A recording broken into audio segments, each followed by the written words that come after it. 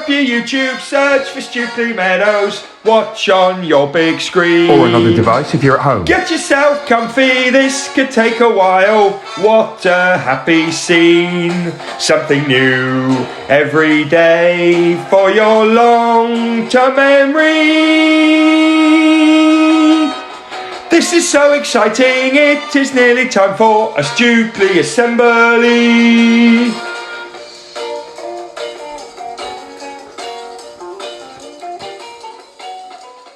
Good morning or good afternoon and welcome to our Wednesday reading assembly. For each other we, every day we, to improve we, together we will.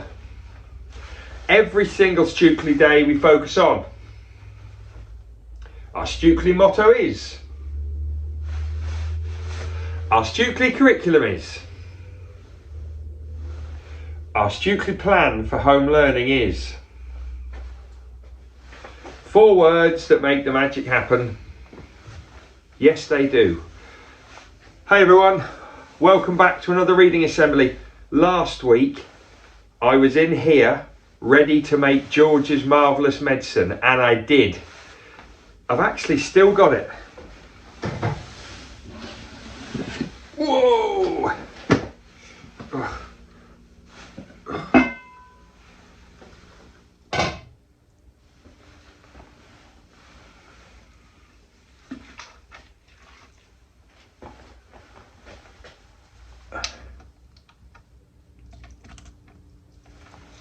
Not great.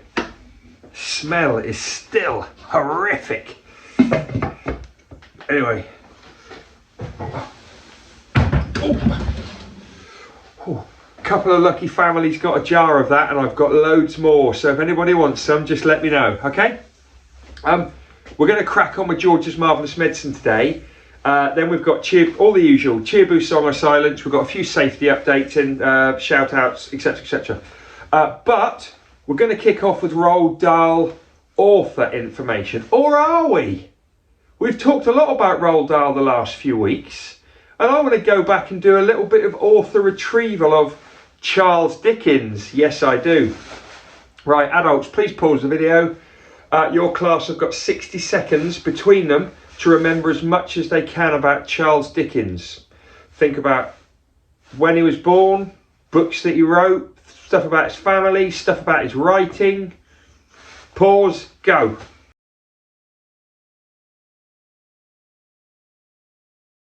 How'd you get on? Well, I'll tell you what, let's have a quick check of our Charles Dickens schema organiser just to see how much you did.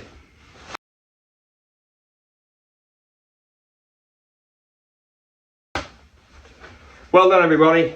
Right, moving from Charles Dickens a couple of 100 years ago to Roald Dahl, who was born about 100 years ago.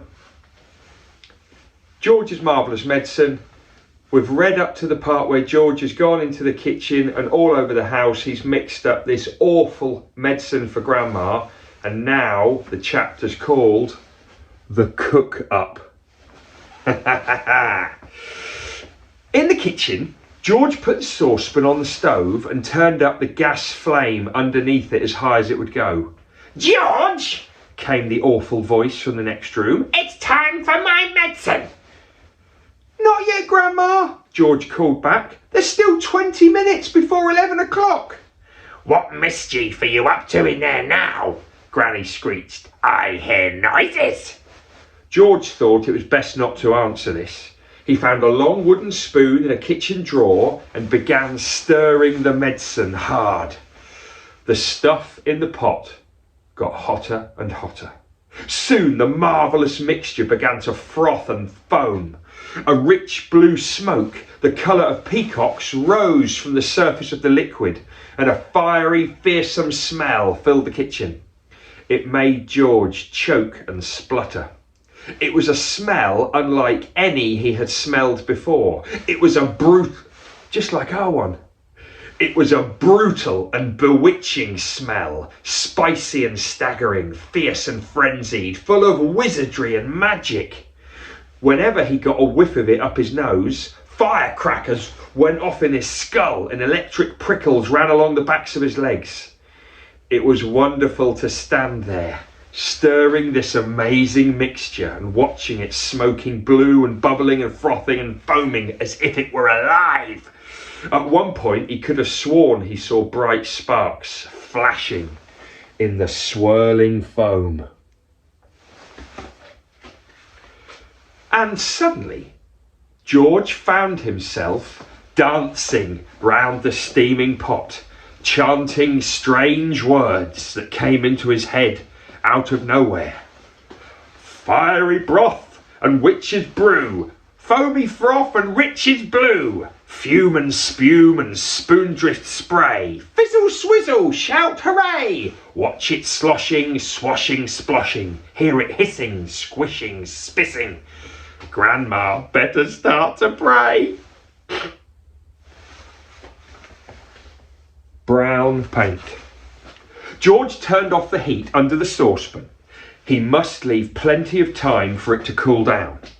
When all the steam and the froth had gone away, he peered into the giant pan to see what colour the great medicine was now. It was a deep and brilliant blue. It needs more brown in it, George said. It must be brown or she'll get suspicious. George ran outside and dashed into his father's tool shed where all the paints were kept. There was a row of cans on the shelf, all colours, black, green, red, pink, white and brown. He reached for the can of brown. The label said, dark brown gloss paint, 1 quart. He took a screwdriver and prized off the lid. The can was 3/4 full. He rushed it back into the kitchen. He poured the whole lot into the saucepan. The saucepan was now full to the brim.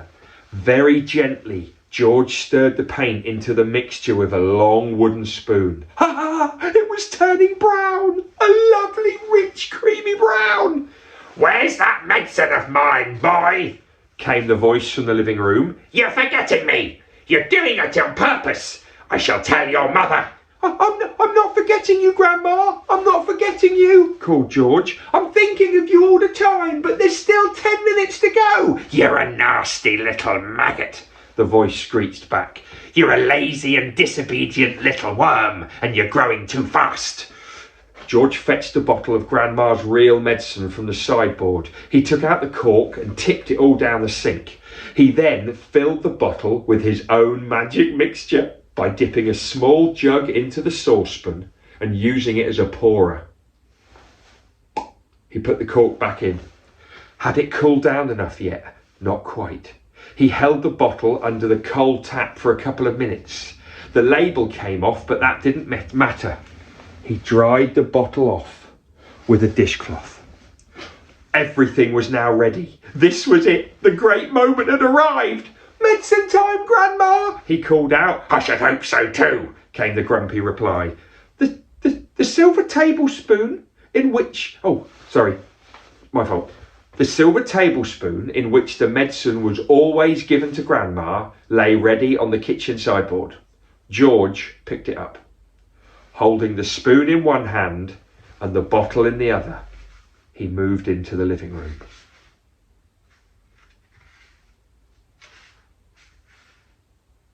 I'm going to start off the next chapter. Grandma gets the medicine. Grandma sat hunched in her chair by the window. Her wicked little eyes followed George as he crossed the room. You're late, she snapped. I don't think I am, Grandma. Don't interrupt me in the middle of a sentence, she shouted. But you'd finished your sentence, Grandma. There you go again, she cried. Always interrupting and arguing. You are a tiresome little boy. What's the time? It's exactly 11 o'clock, Grandma. Stop lying as usual. Stop talking so much and give me my medicine. Shake the bottle first, then pour it into the spoon and make sure it's a whole spoonful. Are you going to gulp it all down in one go? George asked her, or will you sip it? What I do is none of your business, the old woman said. Fill the spoon. As George removed the cork and began very slowly to pour the thick brown stuff into the spoon, he couldn't help thinking again about all the mad and marvellous things that had gone into the making of this crazy stuff. Right, we're going to stop there. We are going to stop there. Now listen, here's a challenge for you. We've just stopped at the bit where George is about to pour the medicine onto Grandma's spoon. Pause the video. In your class right now, can the teacher, adult, can you please make a list? Children, you need to think, you need to try and remember as many different things as you can that went into George's marvellous medicine. It's a bit of a memory challenge, it's retrieval. How many things did he put in there? Loads. Teacher, adult, write them down please, pause the video. When you're done, see you back here.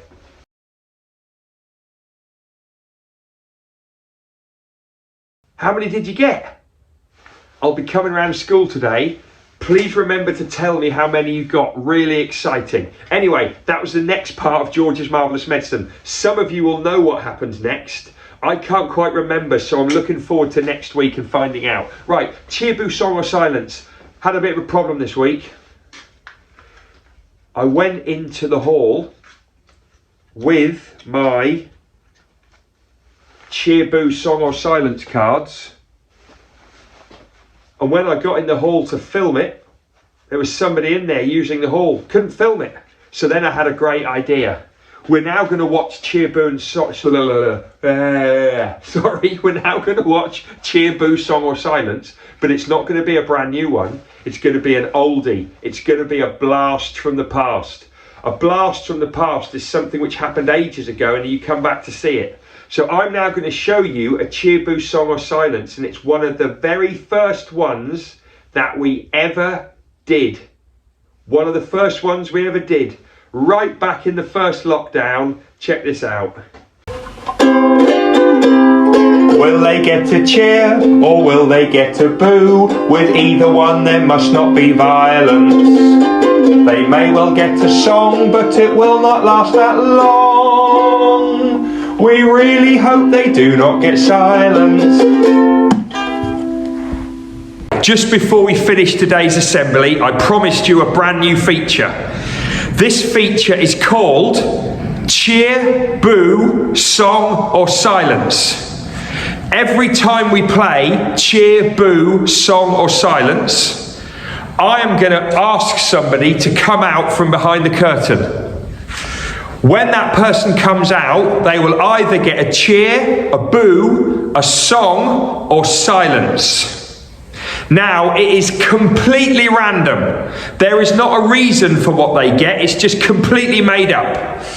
So what I need you all to do in your classrooms or at home is to guess, are they going to get a cheer, a boo, a song, or silence? Our first player, I'm very, very pleased to say, is Mr. Smith. So in a moment, Mr. Smith is going to come out. When he comes out, is he going to get a cheer, a boo, a song, or silence?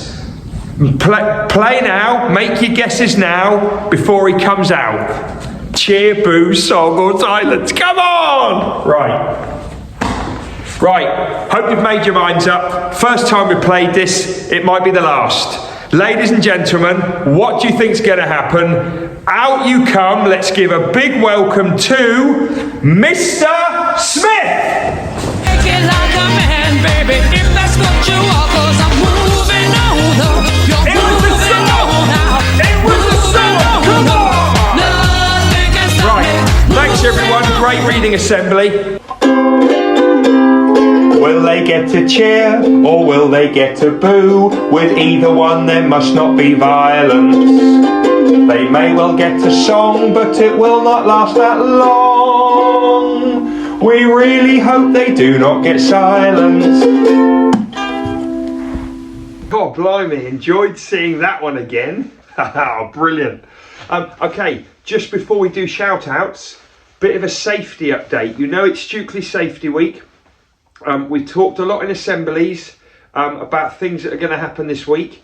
Tomorrow or Friday, you'll all be getting a questionnaire, a little kind of challenge. It's not a test, kind of a bit of a quiz to see how much you remember things that you know. It's also going to ask you questions about how you feel about things. You're all going to be getting that this week. Families will be getting one, and staff will hopefully be getting one too. Before we move on, last week, if you remember, I gave you lots of warnings about not making your own marvellous medicine. And I'm going to do the same now. I had a lot of fun doing that last week. It was quite fun to watch, I think, quite interesting to see what happened. But there are lots of things in life that only adults should do. And actually there are lots of things in life that adults shouldn't do as well. But if you're ever thinking of doing something and you're not sure about it, that might be playing a game with your friends, that might be going to visit somewhere with friends, because you shouldn't really be going to visit places on your own. If you're ever about to do something and it doesn't feel safe and it doesn't feel right, please check it with an adult first.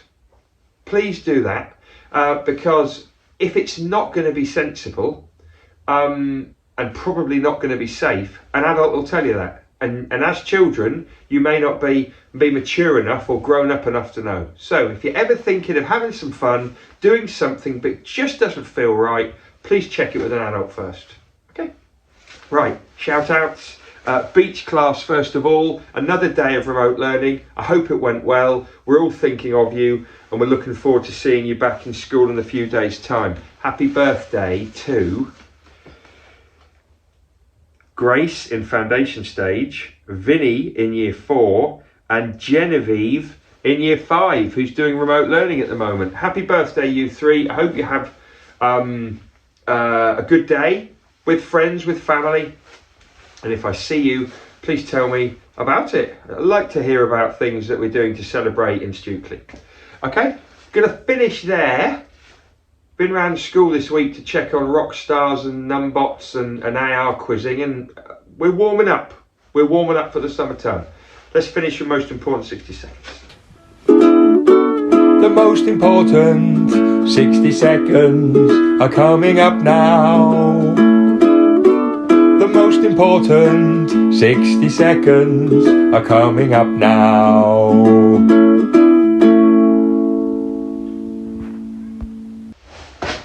Okay, most important 60 seconds. We've been talking safety, safety, safety this week, and I'm not going to change now. I'm going to set you a bit of a challenge. I'm going to set you a bit of a conundrum, and it's something which we're going to talk more about in the next couple of days. Can you think of something that might make people feel unsafe now in 2021? Can you think of something that might make you feel unsafe now that wasn't a problem for me when I was a little boy? And it wasn't a problem for most of your mums and dads when they were small. And it wasn't a problem for lots of your teachers and the staff at school when they were small. Can you think of something now that might make you feel unsafe, it might make you feel a bit scared, that wasn't a problem 20 or 30 years ago? Let's say 30 years ago. Have a little think. Pause the video, have a little, there's lots of things it might be, but there's one I'm thinking of. Pause the video, have a think.